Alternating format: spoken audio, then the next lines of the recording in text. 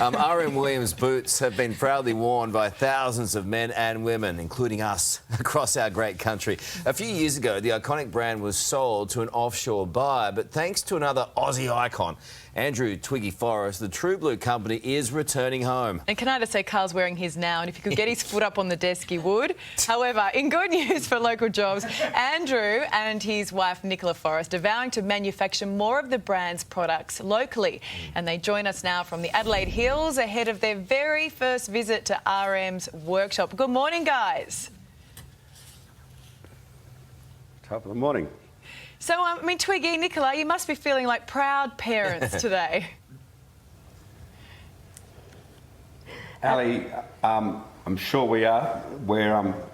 We're taking this show to only Australian-made, which we understand is going to be difficult, but I think has got to happen. We've been told that we don't have the skills here in Australia. We're going to have to fly people in to train people, and I've said, yeah, that's a high-class problem. We should do that. We're also incredibly proud of RM Williams because we're delighted to be able to announce that it's had its best trading month in its entire 88-year history in this last month. And I think that's Australia's voting to say they're so thrilled it's back in Australian hands. Well, we were thrilled when it was announced that you were taking it back, and it's something we'd love to see more of, more manufacturing based here. Twiggy, can that happen? Are you committed to that? Yeah, we're committed. There's about 80 or 90 steps just to make a good pair of boots, all made by Australian craftsmen. I don't see why we can't emulate that in everything we do. It's going to be a tough ride. It's an easy course to make a pair of jeans for 5 or 10 times less in Bangladesh or in a sweatshop somewhere else. And that's what all the big brands do. We're not going to do that. We'll cough up 5 or 10 times more, but we'll bring the skills here, and every Australian's going to know that they're Australian-made jeans, they're not made by kids in sweatshops, that they're true Aussie icons as well. Nicola, I mean, how excited are you to tour the factory today? Because 900 jobs, people, you know, they've all got families. You're going to get a hero's welcome, I suspect. We're both so excited. I was actually due to come here in November, and obviously because of COVID, I visited the head office in Sydney, and it was just so pleasing to see how well the culture fits with our organisation Tattarang, and it's a fantastic company and meeting staff who there's an average tenure of 10 years and some of up to 45 years. So we've got a lot to learn, but we're really looking forward to it. I think it's brilliant. I love that brand. I think it's one of the most wonderful Aussie brands. So well done to you too. I mean, how are you going, Twiggy? You contracted COVID in Uzbekistan from a Russian translator. How sick were you? Mate, pretty well like a dog for a while, but you know, you get through this. I wouldn't wish it on anybody, but you can get through it, and we got through it well. You know, I'm as fit as a fiddle now. I'm galloping around in the morning, having a swing if I was Shrek against Lord Farquhar, mate. But you know, so as fit as him. I mean, you say that, but you're medevac to Switzerland and spent 3 days on oxygen. Nicola, I mean, you must have been so worried about him.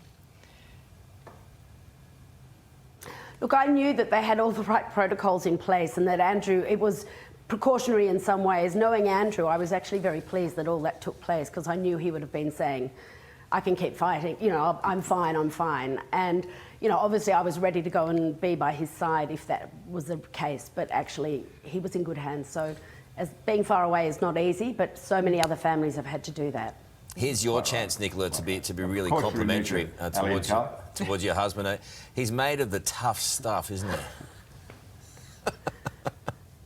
he? He sure is. Perfect. He's been the example of an ever-ready battery rabbit, you know, the one that doesn't ever fall down. But Twiggy, I remember hearing this. You're in Afghanistan, I think. Oh, sorry, Twiggy, go.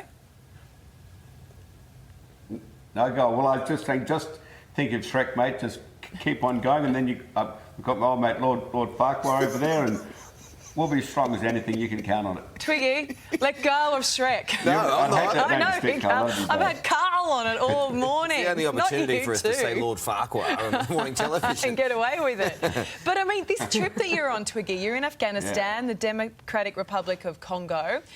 What a trip. What were you doing over there during a pandemic? Yeah, look, we saw 47 countries. You can always take the pandemic as a major setback. It is, of course it is. But in every setback, I try and find the seed to an equal or greater opportunity.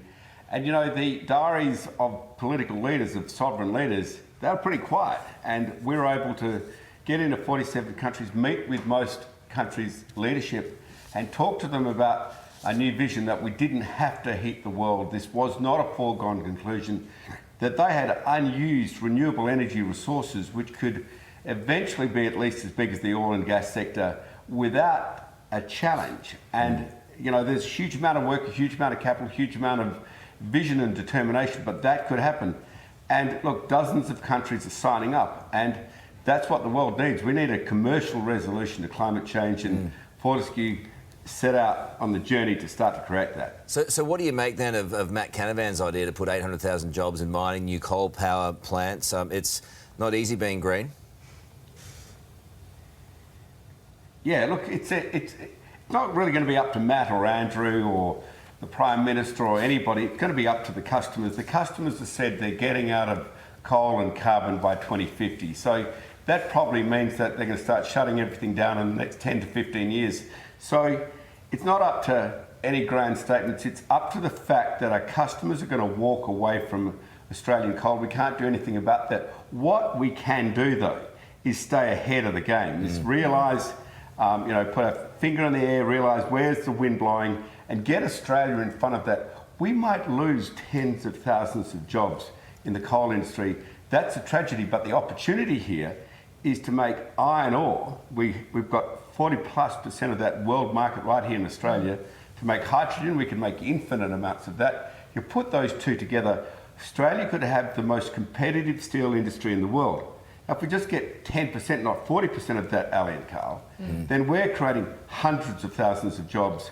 And what we might lose tens of thousands, but we'll create many hundreds of thousands in doing that. And other countries are going to do that, but they won't have Australia's competitive advantage, and they won't have, you know, the huge resources we have, but they might have more vision, they might have more commitment. Now that's what we've got to get in our country.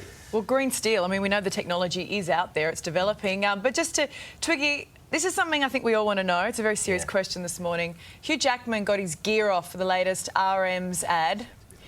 Are you next? Oh. No, look, I think Nicola would be a much better look. I'd say people would throw up if they had to put up with me, but Actually, Karl, you wear the boots, Karl. You would be a good one. Yeah, do you know what? Karl, if you put your boots up on the desk, mate, and then start stripping off, it'd be a good look, mate. I'm more than happy to do that if Nicola asks. Look, thanks for your time today, you two. Again, your commitment to RMs, what you've got on today, you look fantastic, and it's a great thing you're doing for a great Aussie company. Congratulations, and we look forward to seeing more of you in the future. Thanks for your time today. Appreciate Thanks, guys. I love that shot of Twiggy there. Eh?